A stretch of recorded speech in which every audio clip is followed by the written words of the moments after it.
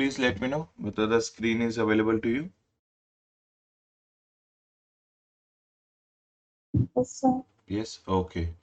So everyone, yesterday we have completed up to internal control system and today we have to do internal control systems method and remaining points relating to internal audit, right? Let's wind up and we'll try to do 610 also. Now see, I think this was the last topic we have done. Satisfactory control environment, evaluation of internal control system we have to do. Okay, everyone, let us start with the topic called evaluation of internal control system. Now let us see. Let us write.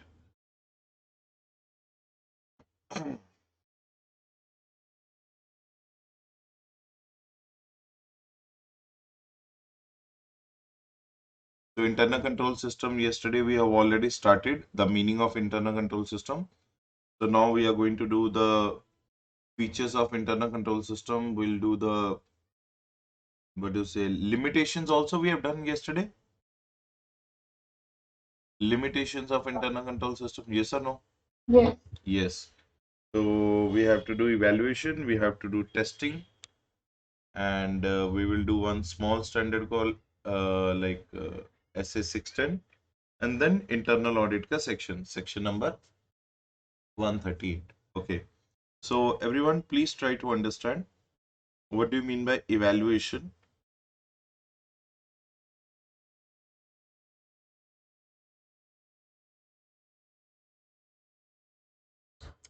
Now, Komal, are you there? Yes, sir. Yeah, please continue. Mm. Read the topic. What do you mean by evaluation? See, first of all, before reading, let me tell you what is the basic idea behind this topic.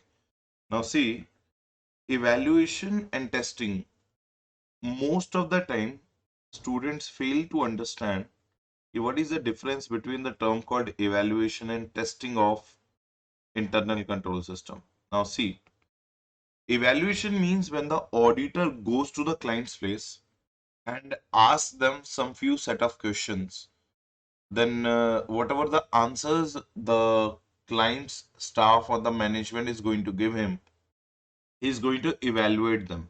Are you getting the point? On the basis of his evaluation, whatever the areas he thinks that ki proper justification is required or proper testing is required, on the basis of the evaluation he will do what? Testing. Are you getting the point? Let's say, for example, I went to the sales department, and when I went to the sales department, I asked them some few set of questions. Suppose these are the set of questions why I asked. Now all these set of questions are answered by whom? Tell me, who answered it? Management or staff answered it. Now, out of all these questions, all are fine, but there are some, this area and this area which I want to test, where I think that their answers are not genuine, or their internal controls in relation to this particular two questions are what? Completely ineffective. So then in that case, what should I do?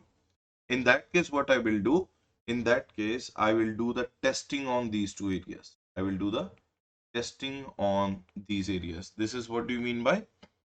This is what do you understand by testing. So tell me everyone, what comes first? Evaluation of internal control system comes first or testing comes first? Evaluation. Evaluation. On the basis of evaluation, we will do what? Testing. Testing. Did you all understand the point or not? Yes? Yes. Okay. Now read the meaning of evaluation. So far as the auditor is concerned, the examination and evaluation of internal control system is an indispensable part of the overall audit program. The auditor needs reasonable assurance that the accounting system is adequate and that all the accounting information which should be recorded has in fact been recorded. Internal controls normally contributes to such assurance. The auditor should gain an understanding of the accounting system and related internal controls and should study and evaluate the operations of these internal controls upon which he wishes to rely in determining the nature, timing, and extent of other audit procedures. So basically, before TOC, what is TOC? Testing of controls. We are doing EOC. What is EOC? Evaluation of control. So on the basis of evaluation, I'll come to know about some areas where they are weaker, and on those weaker areas, I will do the testing. And after doing the testing, I will decide should I have to do the substantive procedures also along with the TOC or not. Clear or not? That is what the area. So basically, in this evaluation of internal control system by the auditor, the auditor is basically trying his level best to ensure that their internal control system should be good, because if their internal control systems are good, then only he can understand whether his workload is going to increase or his workload is going to reduce. Clear, everyone? So that is what the basic idea behind doing the evaluation. Now, read the benefits of evaluation. What are the advantages the auditor will get when he will do the evaluation of internal control system? Read. Of internal control will enable the auditor to know whether errors and frauds are likely to be located in the ordinary course of operations of the business, whether any adequate internal control system is in use and operating as planned by the So first management. advantage is he will come to know that whether the frauds and errors, likelihood of frauds and errors, and so I will write it along with that so you can also make a note of it. So just somebody please remind me, Komal, please remind me today evening. I have to share this like material also with everyone because we Yes, have written so many things on the material itself only. So I will yes, share that also with all of you. Okay. yes. Yeah. So first one is likelihood of frauds and errors. So from evaluation of internal control system, what do we come to know? What is the likelihood? What are the chances of conducting frauds and error? Second advantage, what we know, whether it is operating as planned by whom? Manage. Yes. Whatever the management has planned, whether it is operating as planned by the management or not. That is the second thing. What is the third advantage? Whether an effective internal auditing department is operating. Do we have effective and efficient internal auditor or not?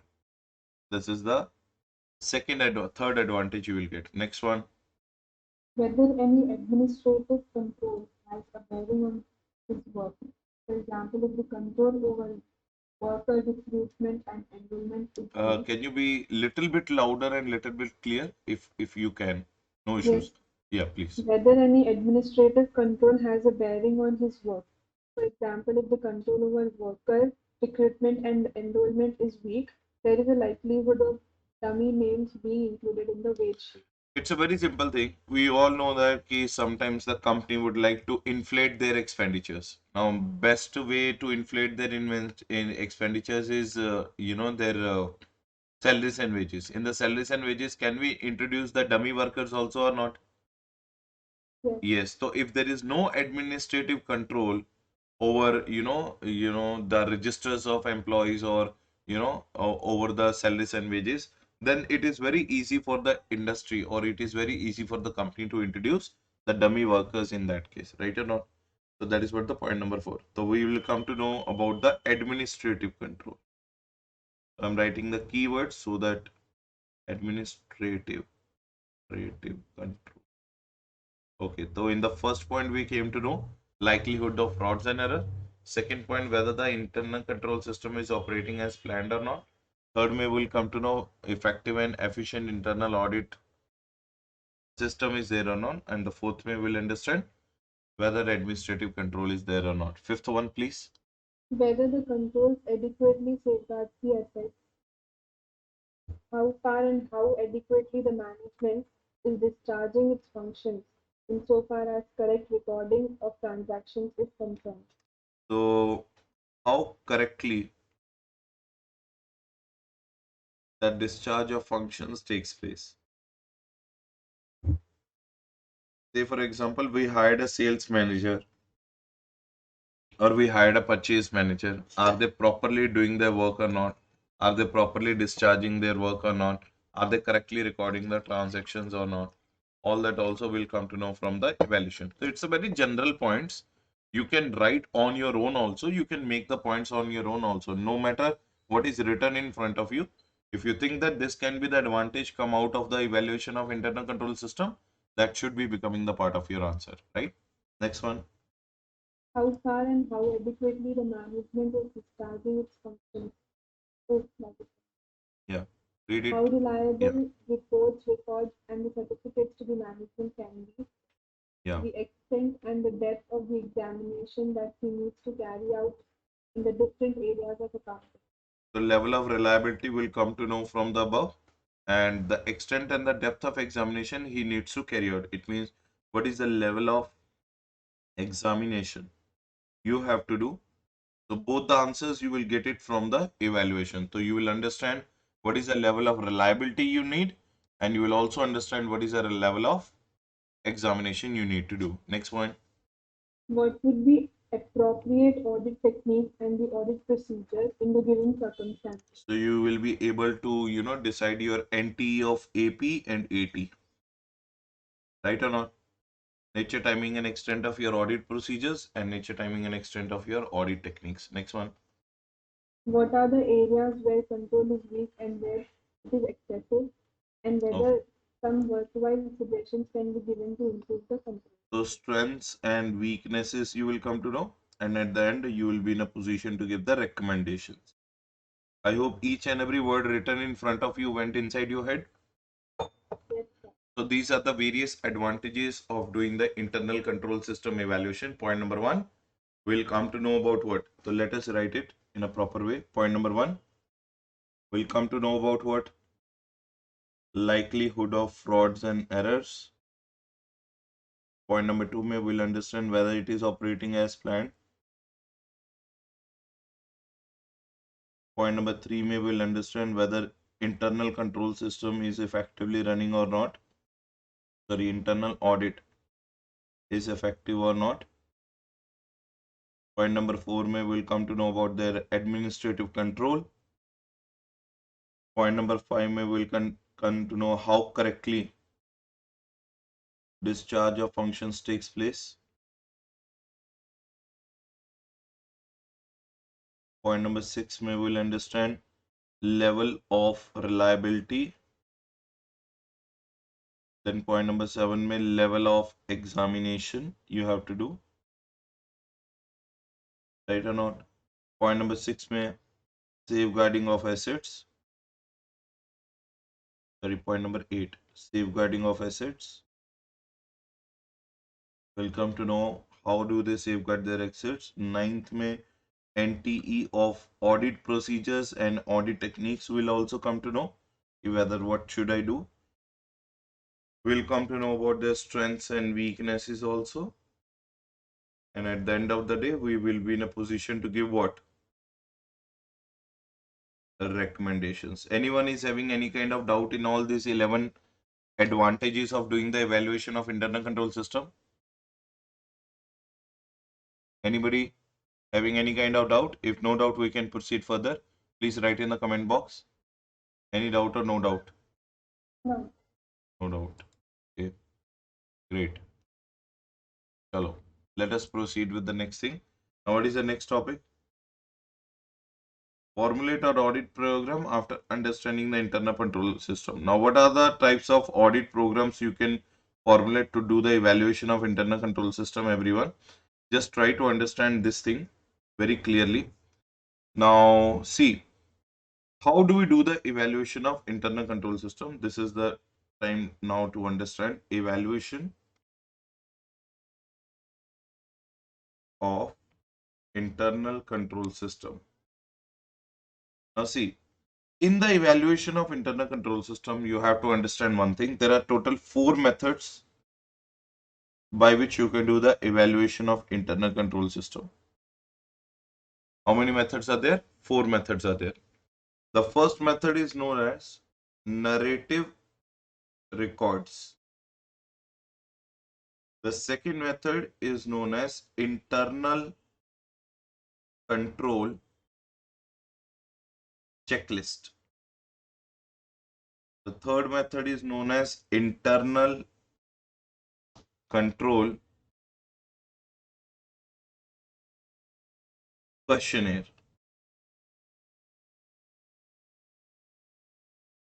The next method is known as flowcharts. And last method we have already done. I just have to take you again there. Now, everyone, please understand what are the four methods of evaluation of internal control system. First one is known as narrative records. Second one is known as internal control checklist. Third one is known as internal control questionnaires. And the fourth one is known as what? Flowcharts. Now, what do you mean by narrative records? First of all, this is the method which we generally apply in the smaller entities. Smaller entities where less number of employees are there, where no formal internal control system is present, and staff oftenly shuffles their job. Now, everyone, please tell me, what did you understand? What did you understand from these 4 points which I wrote in front of you? Narrative record is the first method which the auditor generally use, but let me tell you one thing, narrative record is not useful for every type of entity. Narrative record method of internal control system evaluation is generally used in the which entities, everyone? Smaller entities.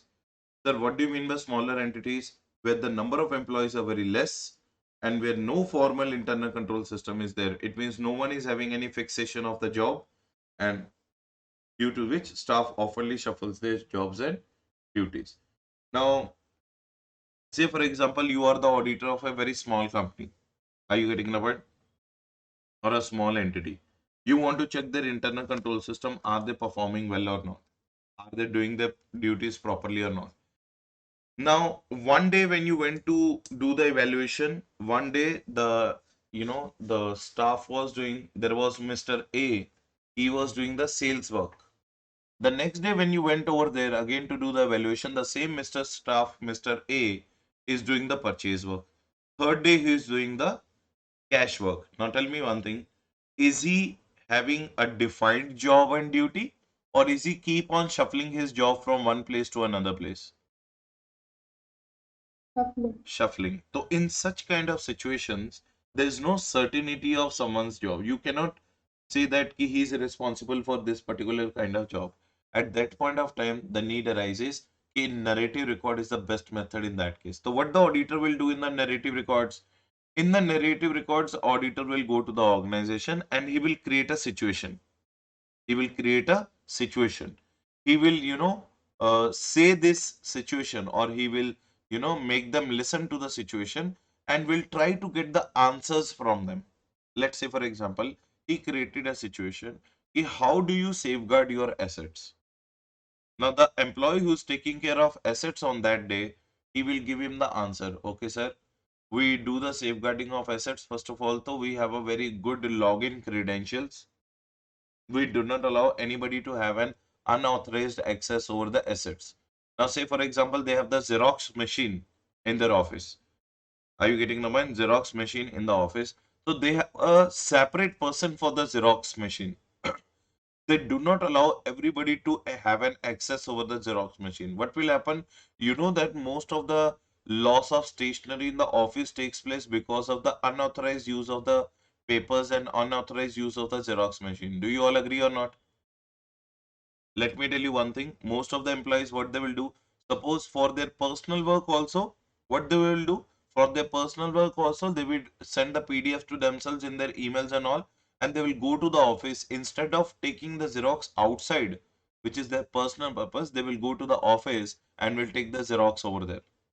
Are you getting the point or not? N number of files, because no one is going to question them, no one is going to ask them ki why are you taking that number of papers as a Xerox. So what this company did, this company has made sure that one separate person has been employed to take care of that Xerox machine. And if somebody wants to take the Xerox, he has to take the first permission from the manager. He has to tell the number of pages to the manager. And when the manager gives the permission to that person who is taking care of Xerox machine, then only the number of Xerox papers can be taken out of that machine. Are you understanding what I'm trying to tell? Yes or no? Please let me know. Yes, sir. Yes. So this is what do you mean by the method. Now here, auditor personally is checking whether the particular person on the Xerox machine is allotted or not. Now, how the auditor is able to check personally? Because is it a bigger entity or smaller entity? Smaller entity. Smaller entity. Now, this kind of method of narrative record, you can't apply in the bigger entities, because in the bigger entities, less number of employees or more number of employees. More number of And employees. you do not have that much enough time to go to each and every employee and understand the situation of their internal control system. That's the reason narrative record. Why it is called narrative record? Now tell me, here auditor narrated a situation to the staff or not? Ki how do you take the Xerox? Yes. And staff gave the proper answer or not? Yes. And auditor, what he did, he made a record of that answer. That is why it is known as narrative records. Are you getting the point or not? So he is going to narrate a situation. If this kind of situation comes, how do you deal with that? And on the basis of the answers given by the staff, he records that things. Are you getting the point? That is why the method name is known as what, everyone? Narrative records. Narrating the situation and recording their answers. Now from that, will he come to know about the evaluation of internal control system? Yes or no? Yes, but this method is having some disadvantage. It is only applicable to which entities? Smaller or larger? Smaller entities. Where the number of employees are more or less? Less. And where the formal internal control system is there or informal? Informal. Informal means what? No proper internal control system. And staff suddenly or staff keeps on changing their jobs oftenly. Is it crystal clear to everyone? Method number one. If anyone is having any kind of doubt, you can write in the comment box or write in the comment box CC if you all understood the first method called narrative record. Waiting for your reply. Okay. Yeah. Okay. Great. Now, what is the second method? Second method is known as internal control checklist method, everyone. Sir, what do you mean by internal control checklist method? Here, the senior auditor, what he will do?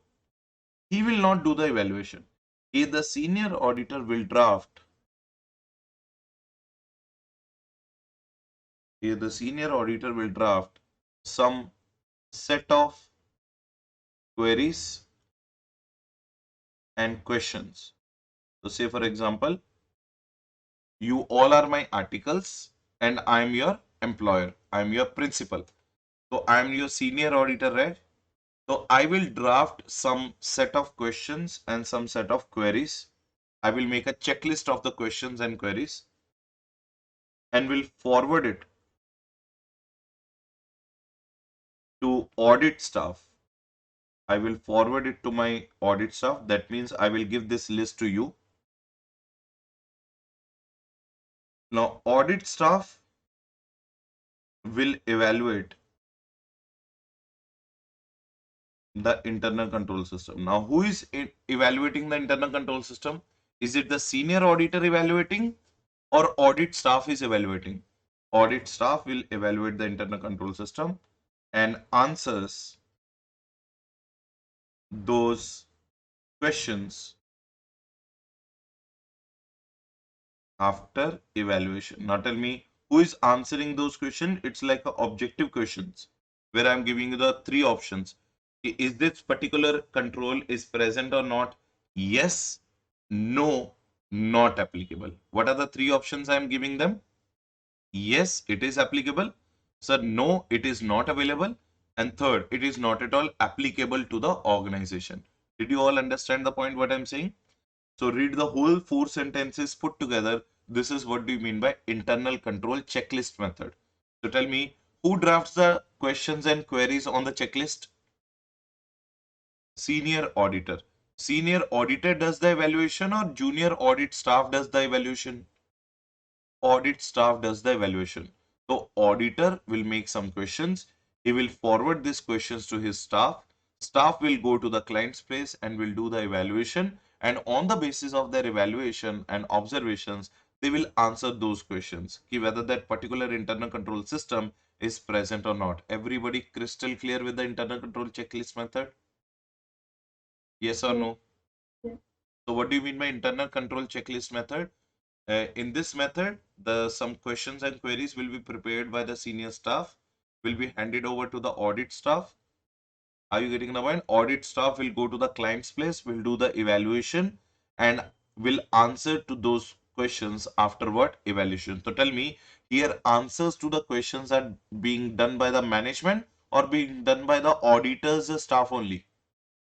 Auditor staff. Auditor staff only. Are you getting the point? And answers are going to be given in the form of what? Three forms. What are the three forms of answer? Is this internal control system is present? Yes. Or not present? No. And NA. What is NA stands for? Not applicable. This internal control system is not at all applicable. They will put a tick mark on that and they will come back to the office. Now tell me whether I was successful in doing the evaluation of the internal control system of my client's company or not. Yes. Yes, but did I do or my audit staff did?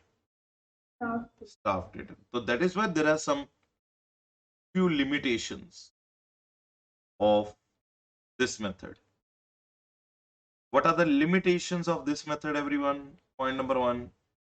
Point number one. Is the evaluation done by the fully qualified and fully competent person or semi-qualified and semi-competent persons? Semi-qualified. Yes, evaluation is done by audit staff who are easy to be manipulated. Tell me whether the management, whether my client can easily manipulate them. Yes or no? Yes, who are easy to be manipulated and less competent and less qualified.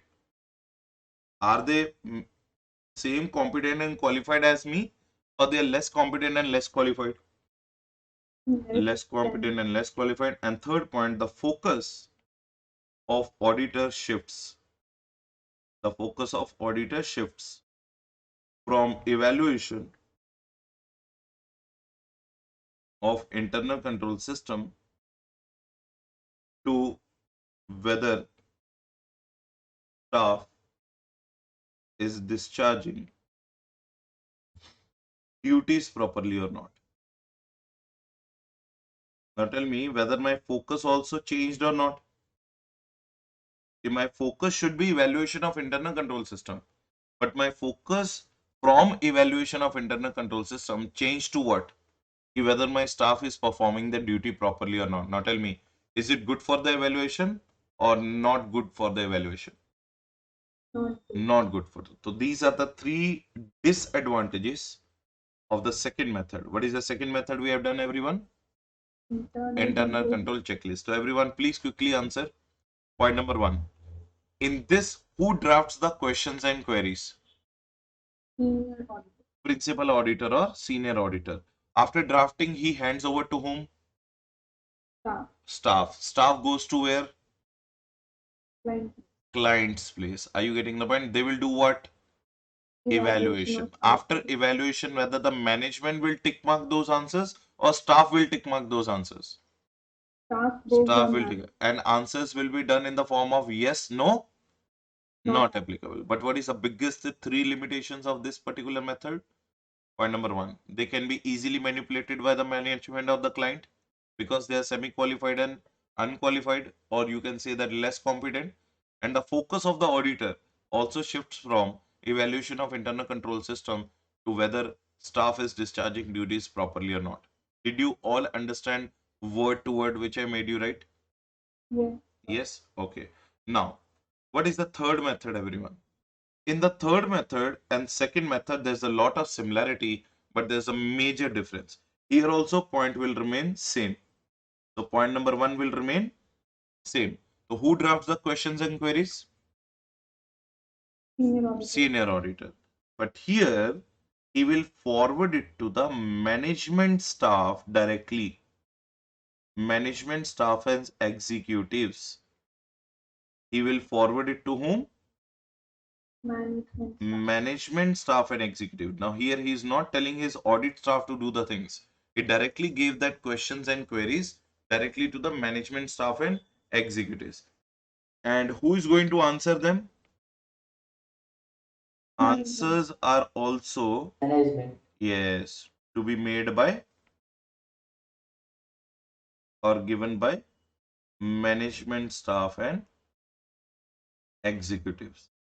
Their answers are also going to be given by management staff and executives. But answers will remain same in the form of yes, no, and not applicable. Now, can you tell me what is the major difference between the second method and third method you found? In the second method, the audit staff was evaluating and they were answering. And in the third method, it is directly the questions are being answered by whom? Management staff and executive. So my question is very simple. Is the person who is actually doing the activities answering my questions? Yes, sir. Tell me, is the staff evaluating and then answering, or the direct answers are given by the person who is actually doing the activity? Direct answer. Direct answers. So tell me, is it a better method than the second method or not? Yes. Yes, because staff may observe the things properly, may not observe the things properly. But here, the employee and the staff of the company is giving me the answers. So definitely they are doing their job properly. And according to their job, they can easily give me the correct answers, right or not? And one more thing, due to the internal control questionnaire, can I increase the number of questions also? See, my staff may or may not be comfortable in evaluating that many answers, but whether the number of questions can be increased if the answers are directly given by the management and management staff? Yes. Yes, so it means the next thing which you have to understand here, it is more elaborative. Elaborative means more number of questions and more narrative in nature. It is more elaborative and what in nature? More elaborative and more narrative in nature. Are you getting the point? So I can use a more number of questions, right? Next point. What are the advantages of this method? Can anybody tell me what are the advantages of this method? It is answered by the one who is actually involved in the activity. Advantage number one. Yes or no? Answered by the ones Concerned. who are involved directly into the activity. Are you getting the point? Yes. Answered by the one who are involved directly into the activity. Advantage number two, auditor can increase the set of questions.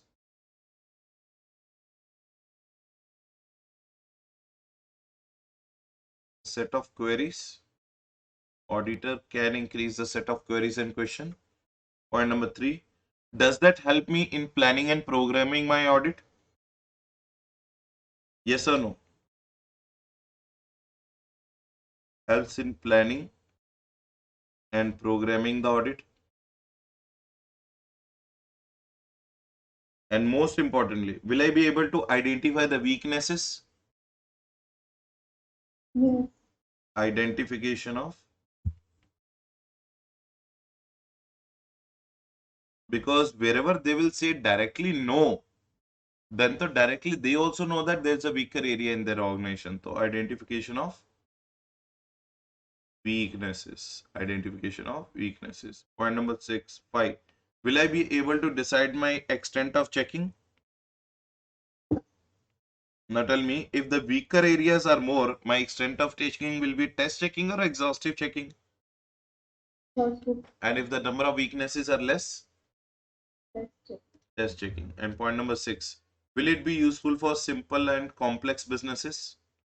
So either your client's business is simple or your client's business is complex. Internal control questionnaire method always works. So simple and complex businesses. Useful for. But there is also a disadvantages. Can anybody tell me what are the disadvantages? इसमें सबसे बड़ा disadvantage क्या है? As the staff directly is answering the question, auditor would like to increase the number of questions or not? Yes, so it becomes time consuming. It becomes what? Time consuming. And most importantly, who is answering here the questions? Management as well. So can I say that it will become barrier in the smooth functioning of their management?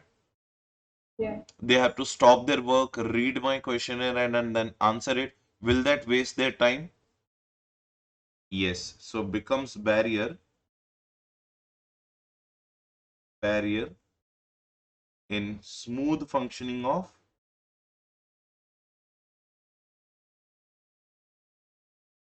management. And सबसे बड़ा disadvantage क्या है? Whether the answers can be partial and biased. Tell me. Whether the answers can be partial and biased. Do you think that the staff will give you the correct answer? May not be. So maybe the answers can be, favorable to the man. Not objective. yes, maybe the answers will not be objective in nature.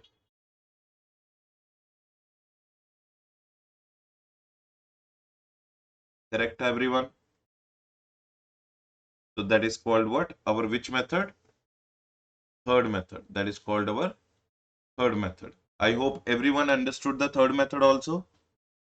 Yes. Yes, and what is our fourth method, everyone? What is the name of the fourth method?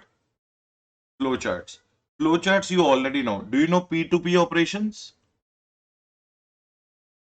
Yes or no, everyone? So in the P2P operations, did I make a chart like of thing or not? Yes. Yes, that is also one of the method by which you can do the evaluation. Now tell me, what is the benefit of flowcharts? The benefit of flowchart is in a easy manner.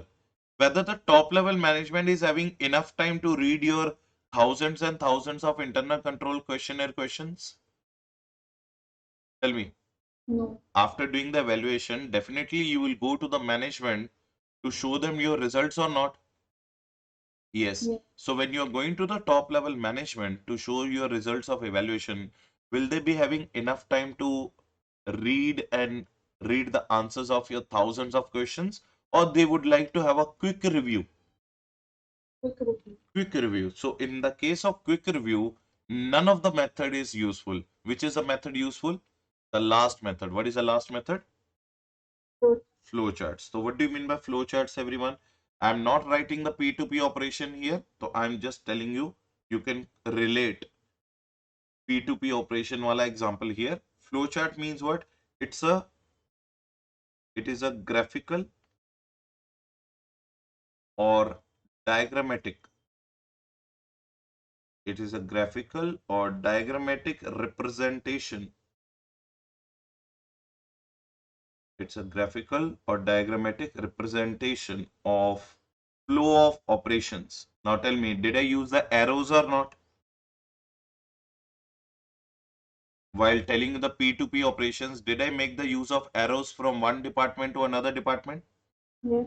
Yes. So it's a graphical or diagrammatic representation of flow operations from the starting point towards its which point? End point. Towards its ending point. Now tell me, is it an easy and precise method? Easy and precise method. Precise. Is it easy to understand method? Yes. Easy to understand method. Is it useful in case if the top level management wants the quick review report? Yes. Useful in areas where top level management needs quick or short review reports. Quick or short review reports, right or not? But there is one thing you have to be very careful. Auditors shall not use technical signs and symbols. Can anybody tell me what do you mean by that? Now tell me one thing. Tell me one thing, guys. You know the flowchart method also. In the flowchart method, do we have these symbols or not? Yes. Now, you and I know these symbols. What is the reason? Because we know and we have read the EIS and IT throughout our profession. But whether a general person is also having the knowledge of these symbols, No. therefore auditor should use it or should try to avoid it. Try to avoid it. So this is what the meaning of all the four methods in front of you, everyone. So with that, our evaluation topic is over. So what are the four methods of evaluation we are done with? Narrative records, internal control checklist, questionnaire, and what? Flow charts, everyone. Clear? Yes, everyone? So just give me 5 minutes, everyone. I have some work. I'll be back in 5 minutes. Stay in the class only. I'll be back. Okay? Yes.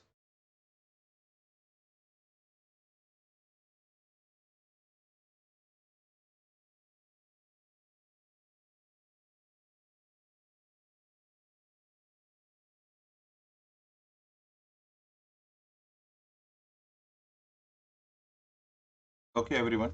I'm back. So I hope the whole thing went inside your head, everyone. Yes or no? So these are the four methods of what? Evaluation of internal control system. So if anybody is having any kind of doubt, please let me know in the four methods of internal control system. Let me know, everyone, if anyone is having any kind of doubt. Okay, clear. Now, once we do the evaluation, now it's time that on the basis of evaluation, do we also learn how to do the testing or not? Yes or no? On the basis of evaluation, we have to do the testing. Now, see. Now, what do you mean by testing of internal control system? The next topic is known as testing of internal control system. Now, for the testing of internal control system, actually there are two methods. So there are four methods for evaluation, but there are two methods for what? Testing. Method number one. The method number one is known as procedural test. What is the name of the test, everyone? Procedural test. And method number two is known as examination in depth. And that we have already done. Examination in depth is also known as audit trial. And it is also known as, can anybody tell me what is another name? Do you remember I told you one word called walkthrough test? Yes. Yes. The walkthrough test is nothing but the P2P operations. Just now we have understood or not? Same thing. So what do you mean by procedural test? And what do you mean by examination in depth? In the procedural test, what the auditor will do, now see, we have already done the evaluation. We have flowcharts, we have internal control questionnaires, we have internal control checklist. Now, on the basis of the answers which are given by the management or on the basis of answers which are given by the audit staff on the basis of evaluation. Now, do you think that each and every answer will be clear only or each and every answer will be acceptable only or some are acceptable, some are not acceptable? Some may not be accepted. Yes, some may not be acceptable. Now, at that point of time, how you are going to make sure that yes, that thing is also acceptable? We are going to conduct a test on that. Now, when we talk about the procedural test, what the auditor does, auditor After the evaluation, auditor, after the evaluation, will pick up a particular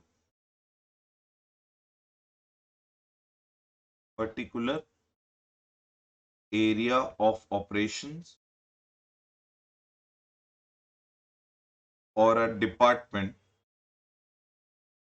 to be tested for. To be what? Tested for. Now, say for example, in the questionnaire, I made the questions for the sales department, purchase department, finance department, accounting department, marketing department, for their top level management, lower level management. I made hundreds of questions for them. But at the end of the day, in the sales department, say for example, I have a doubt. It means what are the answers given by the sales manager? I don't rely upon them because I think that they are the ingenuine answers, partial answers, and biased answers. Now, would I like to test whether those answers are correct or not? Yes or no? The auditor, after the evaluation, will pick up a particular area of operations or a department to be tested for and shall test it on and shall test it on RAID basis. Shall test it on RAID basis. Now, what do you mean by RAID basis? अब इसको ध्यान से सुनना. RAID में I stands for initiation test. Initiation test. And A stands for authorization test.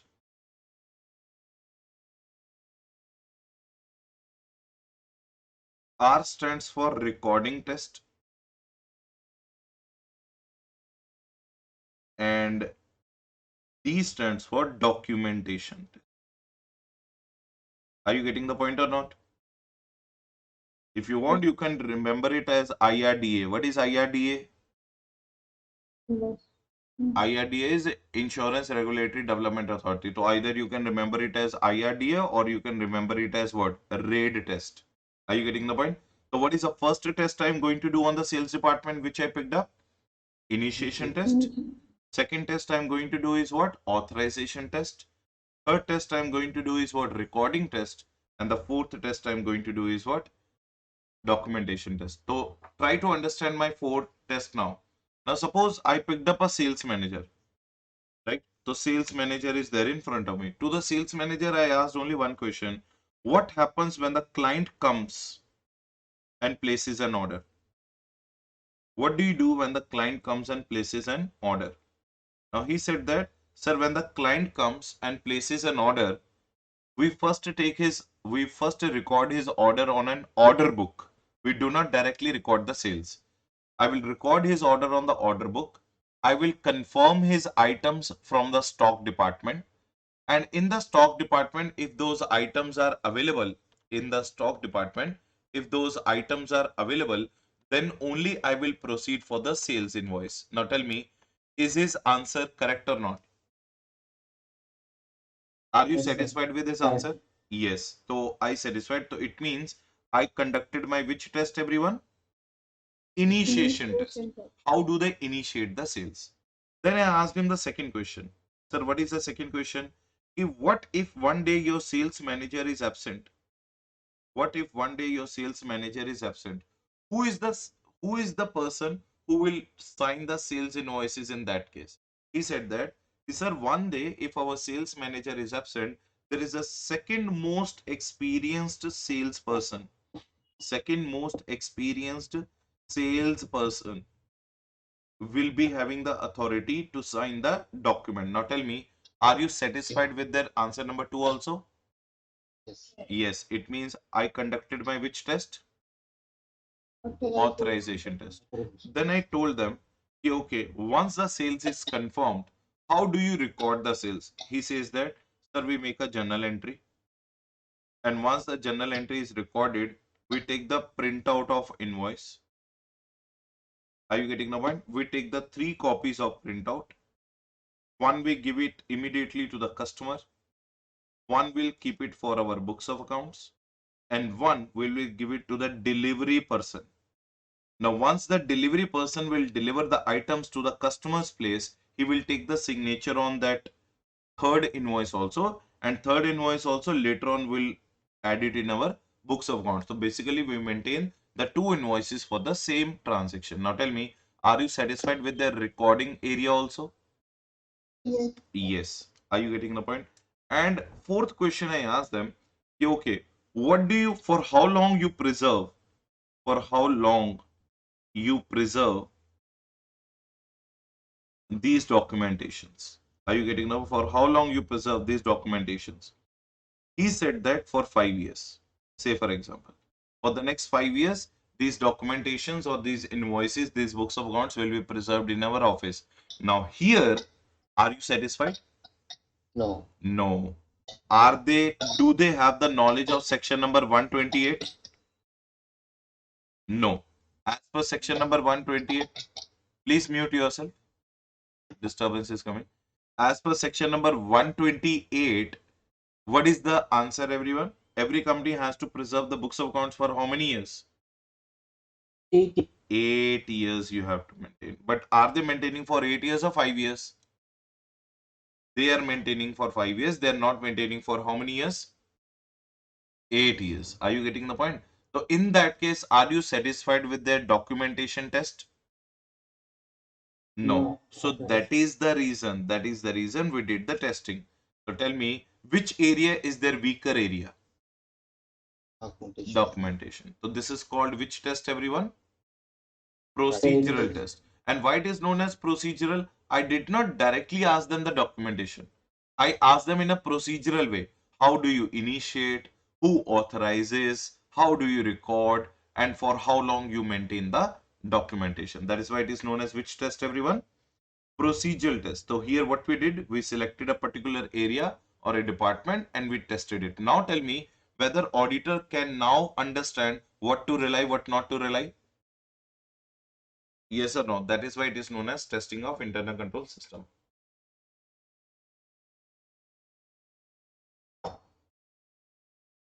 Now, what is the second test?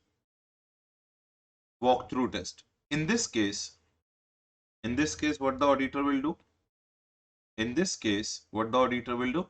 In this case, the auditor, in this case, the auditor ensures that on test basis,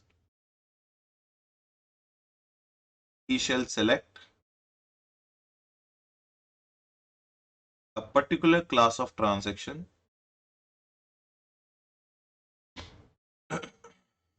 class of transaction. He shall select a particular class of transaction and shall carry out examination in depth.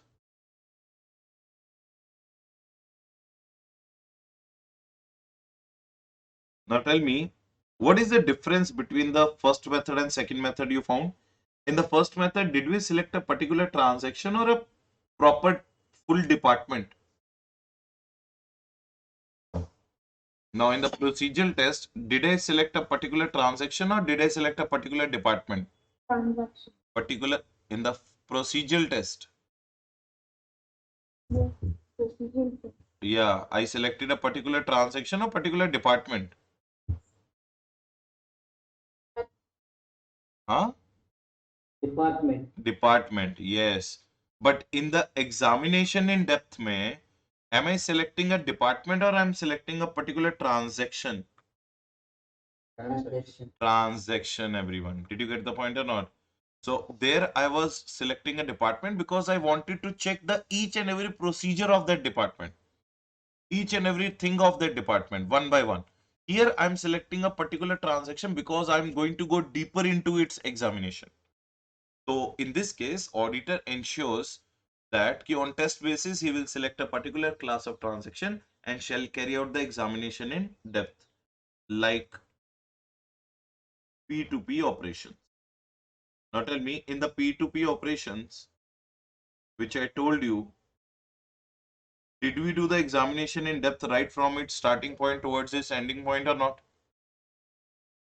Yes, so that is why it is known as examination in depth, and it is also known as audit trial, and it is also known as what? Walkthrough test. Walkthrough test. Anybody is having an idea? Everybody understand or not? Yes or no? Yes. So now we have understood evaluation also.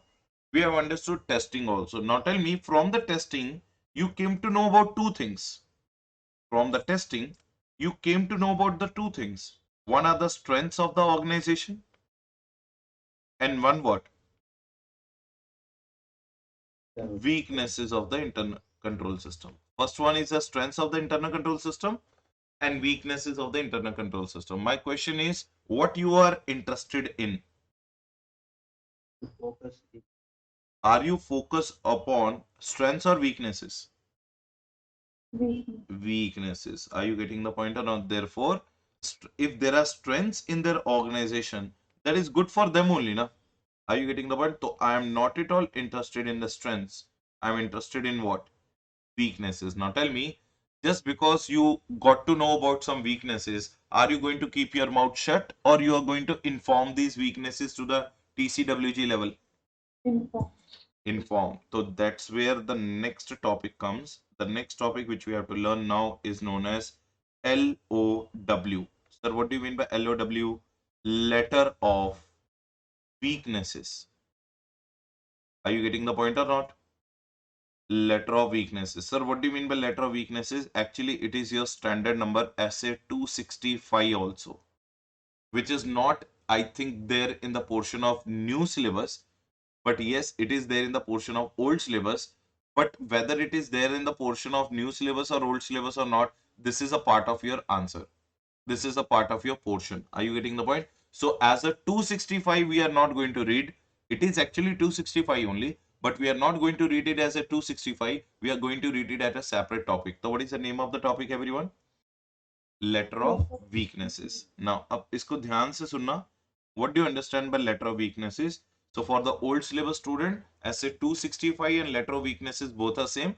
For the new syllabus student, it is only known as one topic called letter of weaknesses. अब इसे ध्यान से सुनना.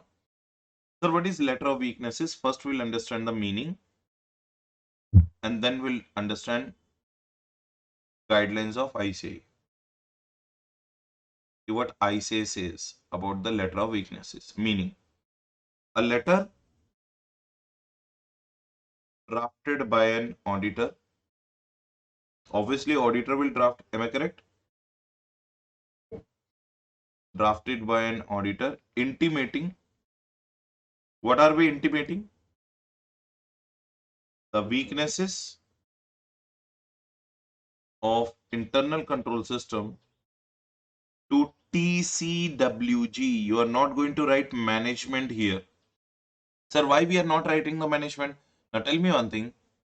Who created internal control system? Who installed it? Management. So tell me one thing. Can I say that indirectly these are the weaknesses of the management only? Yes. Yes. So should we inform the management, or shall we involve the top level management to get it rectified? Top level. Top level management. That's the reason do not write the word called management. That's the reason 265 का नाम भी क्या है? What is the name of 265? Communicating weaknesses. To whom? To TCWG. That is what the name of your standard also. Anyways, you have to do it in the CA final. Why not to do it here only? So it is a letter drafted by an auditor intimating the weaknesses of the internal control system to TCWG after doing what and what? Evaluation and testing of their internal control system. After doing evaluation and testing of their internal control system. Now, point number 2. How many letters or how many copies, everyone? I already told you so many times. We are going to make 2 copies of that. Are you getting the point? Both will be sent to whom? TCW. We will send it to TCWG. One will be kept by TCWG and one will be duly signed, duly stamped, and duly acknowledged and will be sent to whom? Yes, sent back to auditor. Now tell me, when it will be sent back to auditor, will it be acting as a self-defensing tool? Yes, it will be acting as a self-defensing tool. Now in future, if the TCWG will tell me, you didn't tell us about our weaknesses, how we'll come to know about our weaknesses and all those things, will I be able to show him or not? Yes. Yes, so acting as a which tool? Self-defensing tool. So this is what do you mean by the meaning of what? Letter of weaknesses. Now what the ICA talks about letter of weaknesses, what should be there in the letter of weaknesses? 4 declarations shall be there in your letter of weaknesses. How many? 4 declarations. Declaration number 1. You have to make it very clear in your letter that installation, implementation, and maintenance of internal control system is auditor's responsibility or prime responsibility of the management? Management. So you have to write that also in your letter. Installation, implementation, and maintenance of internal control system is the prime responsibility of management. Point number 2. Point number 2. For evaluation and testing of ICS. Now tell me, for evaluation and testing of ICS, did you follow full checking method or did you follow the test checking method? Test checking, because full checking is not at all possible. So that also you are clarifying via letter. Don't expect me to do the full checking. I have followed with checking, test checking. So for evaluation and testing of ICS, auditor followed test checking method. That is the second declaration you have to give. Third declaration. Following is the list of strengths or weaknesses. Following is the list of weaknesses found or detected during evaluation and testing.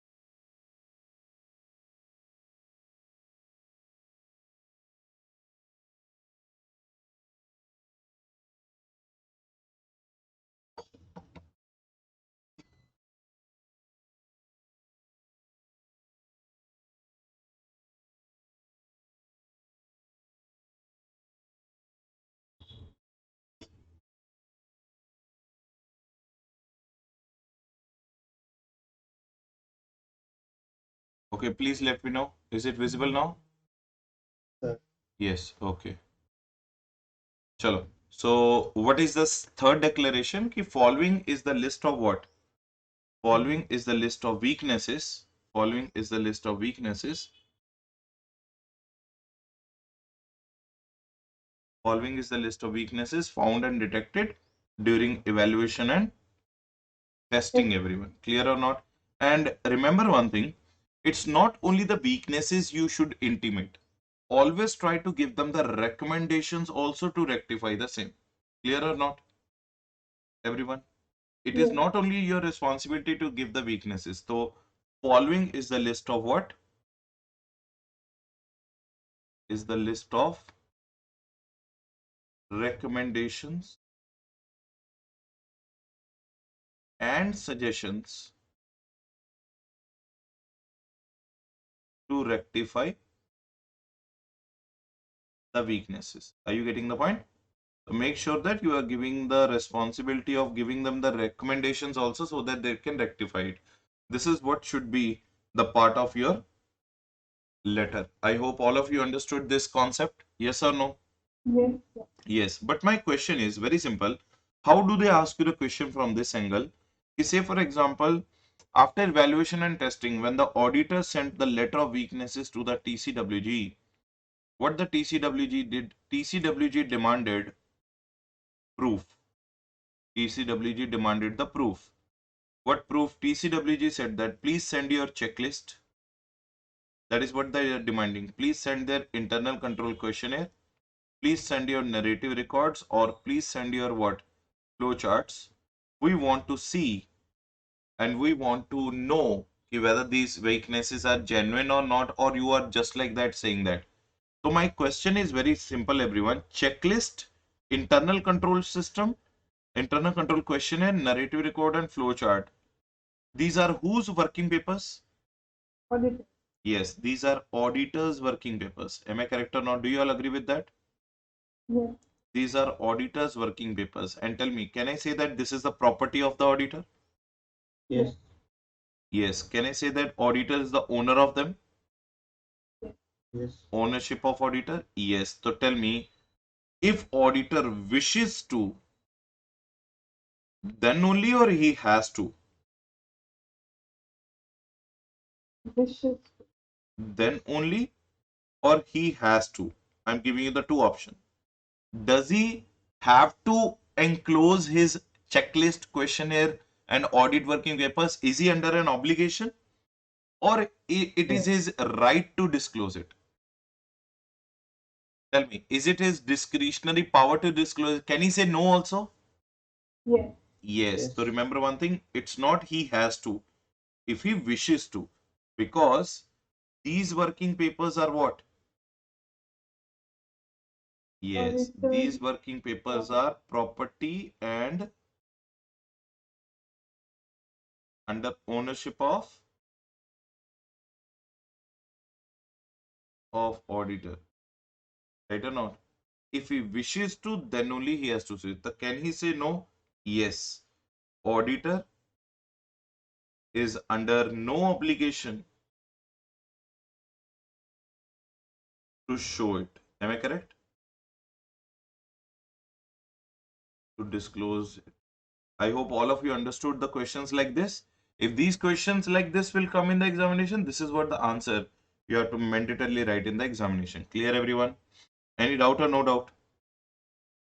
No doubt. No doubt. So today we are done with evaluation, we are done with the, what do you say, testing, and now we are done with letter of weaknesses. Now, this is what all about the internal control system, everyone. Now we have to understand one section that is called section number 138, which we were left in the company audit sections. Right or not? 138, intentionally I didn't tell you over there because this is the right place to be told. Right or not? What is the name of the section, everyone? In the same time. Name of the section is internal audit, everyone. So in the whole company audit, I already told you the internal audit is going to be talked only in one section, everyone. Are you getting the point? So that section is known as section number 138. I hope I didn't tell you about 138 earlier. Yes or no? So let us do 138. What is 138, everyone? I'm going to divide this section into 4 parts. Right or not? What is the point number 1? Applicability. To which companies this section is applicable? Second one, who can be the internal auditor? Third, what are the disqualifications? And who appoints? Did you get the point or not? So these are the 4 things we have to understand. So first of all, let us focus upon what? Applicability. So sir, what do you mean by applicability? Internal control system is applicable on whom? So first point, if you are a listed entity, if you are a which company? Listed company, it is always mandatory to have a which auditor? Internal auditor. So no conditions required to be satisfied. If you are a listed entity, it is always mandatory to have a which auditor? Internal auditor. But if you are a unlisted public company, are you sure I didn't tell you this section? Yes, sir. Yes. So if you are an unlisted public company, then any of 4 conditions to be satisfied. So total 4 conditions are there, but you have to satisfy all of them or any one of them. Any one of them. The 4 conditions to be satisfied. How to remember that? Greater than equal to 25 crores, greater than equals to 50 crores, greater than equals to 100 crores, and greater than equals to 200 crores. Now, did I multiply everything with the 2 or not? Yes. Yes. What is greater than equals to 25 crores? Public deposits. If the unlisted public company is there and its public deposits are greater than equals to 25 crores, or paid up share capital is greater than equals to 50 crores, or outstanding borrowings are greater than equals to 100 crores, or turnover is greater than equals to 200 crores, then in that case what? In that case, internal audit becomes compulsory for the which company also? Unlisted public company. If any of the following conditions are satisfied, any of 4 are satisfied, one of them also is satisfied, then internal audit becomes compulsory for the unlisted public company also, because for the listed company, so it is always mandatory. Clear everyone? Yes? Okay. Third point. What if you are a private company? If you are a private limited company, then in that case, what will happen? Any of the 2 conditions to be satisfied. Any of the 2 conditions to be satisfied means again you have to satisfy either of these 2. So condition number A. Now, what are the 4 points we have written above? Public deposit, paid up share capital, outstanding borrowing, turnover. Leave the first 2, the last 2 are equally applicable. So it means if the outstanding borrowings are what? 100 crores or more, or what? Turnover is greater than equals to 200 crores, and any of the 2 satisfied, any of the 2 got satisfied, then in that case what will happen? Internal auditor becomes mandatory for which company also?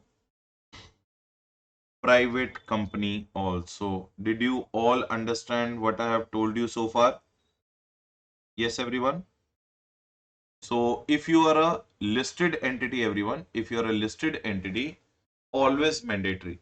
If you are unlisted public company, any of the 4 conditions to be satisfied and internal auditor becomes mandatory. And if you're a private limited company, any of the 2 conditions to be satisfied and then also internal audit becomes what? Mandatory. Any doubt anyone or no doubt?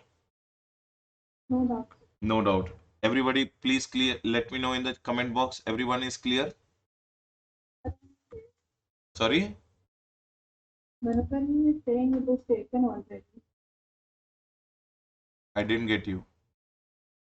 Manapan has messaged to say that this topic is done already. This topic is done already, no? That's what I Yes, was sir.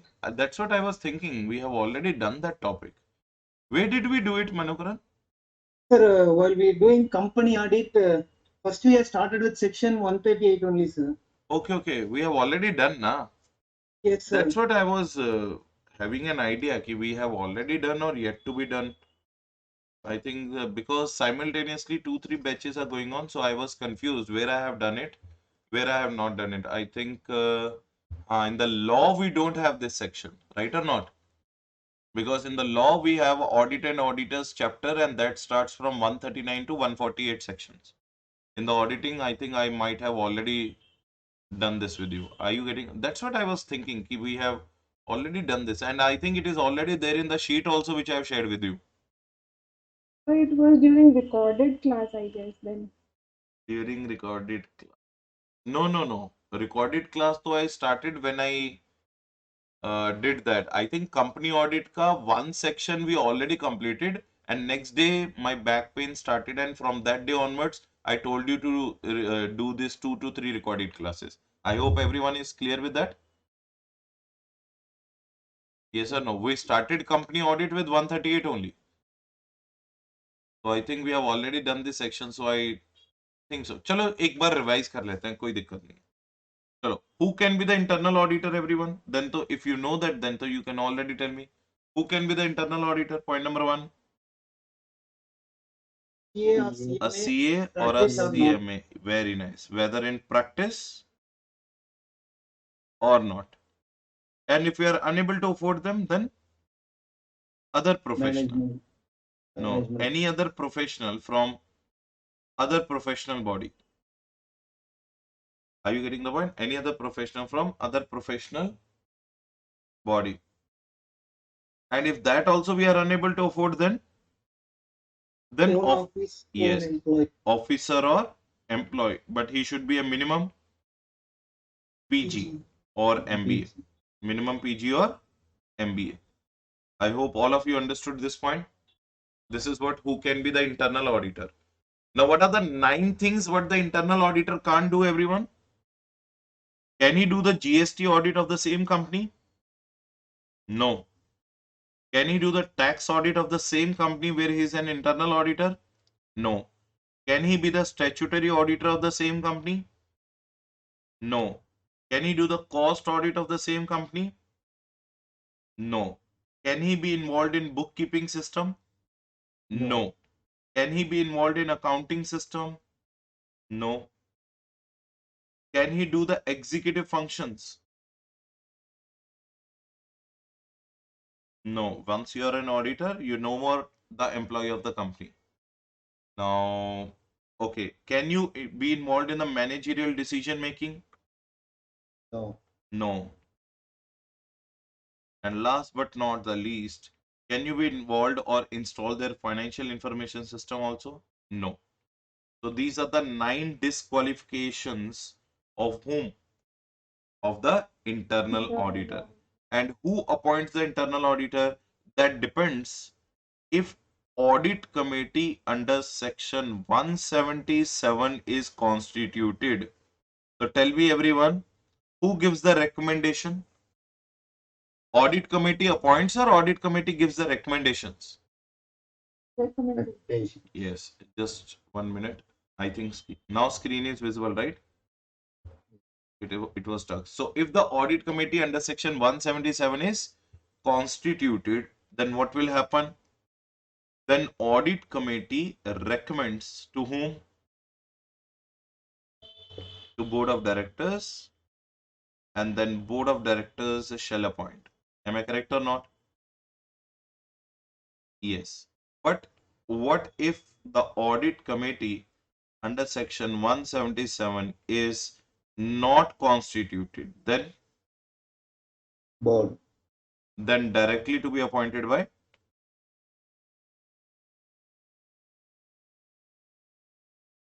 board of directors, right or not? But in both the cases, do we have to intimate the ROC? Yes. Intimate ROC within 30 days of appointment. So within the 30 days of appointment, you have to intimate to the ROC, inform MGT14. What is the form number, everyone? In the form number MGT14, you have to intimate to the ROC. Clear, everyone? Okay, screen is stuck, I think, Hana.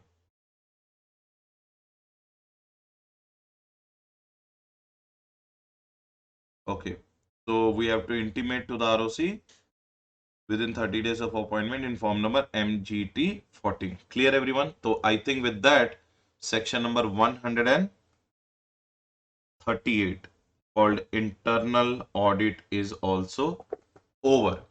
So with that, our chapter called risk assessment and internal control is also over.